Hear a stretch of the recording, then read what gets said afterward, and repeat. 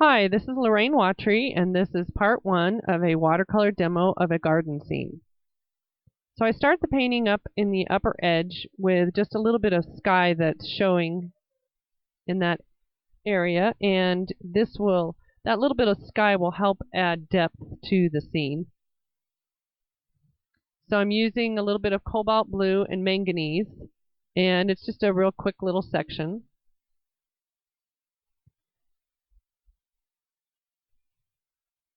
And I'm not worried about doing too much with it or going out to the edges or anything. It's a little bit under the bush edges that are up there. And the next thing I need to do is dry that so that I can then put the bushes in back there.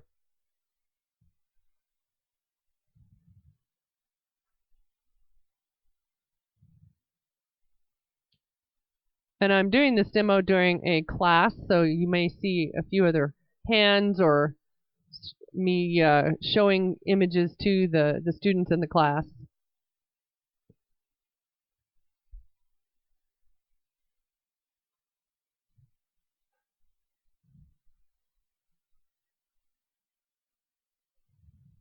One of the things that I was explaining to the class was that it's got the image that I was using was one that I had taken at the Denver Botanic Gardens, and it had a good overall quality about the composition, but I wanted to add a little bit of the sky up there and a little bit of bushes so that there was a little bit more to the scene than just the pots and the flowers. And now I'm going to pull out colors that I will use in those background bushes and foliage. And I've started already with some blues, some ultramarine and cobalt and manganese. And now I'm getting out some olive green, and I have two olive greens on my palette. So I pull both of them out just to show the class that different brands of paint, different companies will possibly have a different look to the paint. So those two olive greens, one is more neutral, more not as intense of a color. And now I'm getting some yellows. There's lemon yellow. I'll pull out some aureolin yellow and some quinacridone gold. And the reason I pull the paints out into the center of my palette is that then I'm not reaching into the wells of paint while I'm trying to mix colors, and I'm not having to clean my brush constantly. In between, I'm not going to be messing up my paint that's in the wells. So I kind of pull out colors that I think I'll use, and then I'm ready to just reach over and mix them if I want to right on my palette. Or I can pull them and use them right on the paper.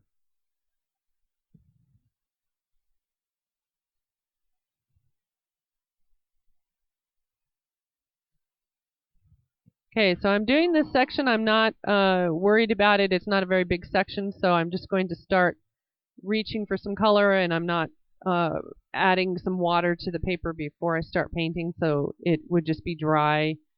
And I could do it wet and wet, but there's really no need to. It's not a real big section, and I'm going to keep the paint wet so I can keep moving down that area without it drying.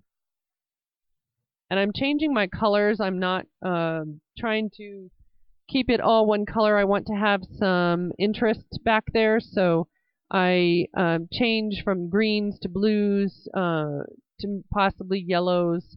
And I'm explaining to the class that I want that bottom edge to have some variation, not be straight across. There's some grass and things in that back edge.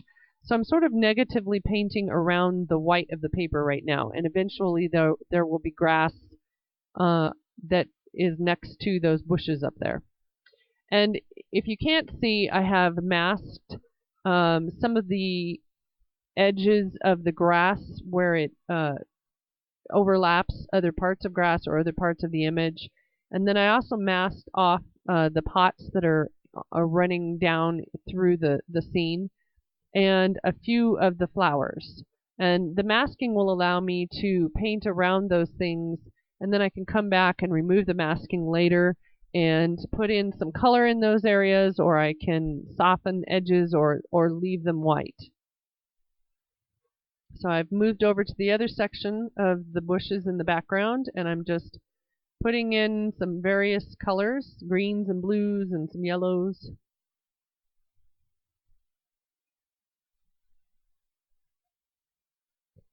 And now while that is drying, I'm going to start working on some of the foreground grass.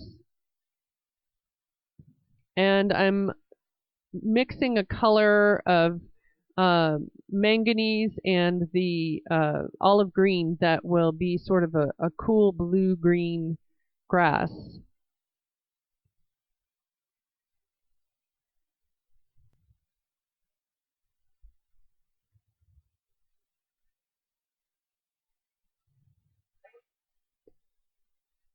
So I'm explaining to the class that I had to decide what I was going to paint next, and I decided to paint the lighter grass because one, it is a lighter piece of the painting, and then I can paint the darker things around it or over it. And also it's just a big section throughout the painting that I can get some color down, and it allows me to see where everything else is, and also to judge the value and color of what else I'm putting in the image.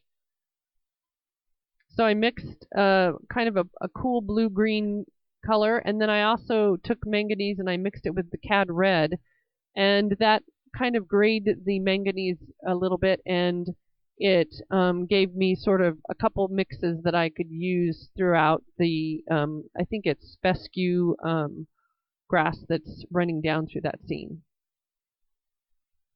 So I'm just randomly picking up color, and I'm going around the pots at this point, and they have masking on their edges so it won't color those edges.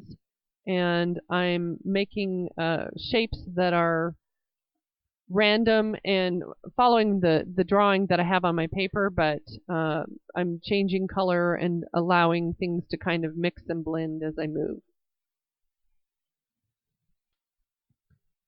This has been part 1 of a garden scene watercolor demo, and if you would like to continue to follow along, there is part 2, and as I teach the class, I will continue to upload videos from this lesson, so please follow along, and I hope you enjoyed. Thanks.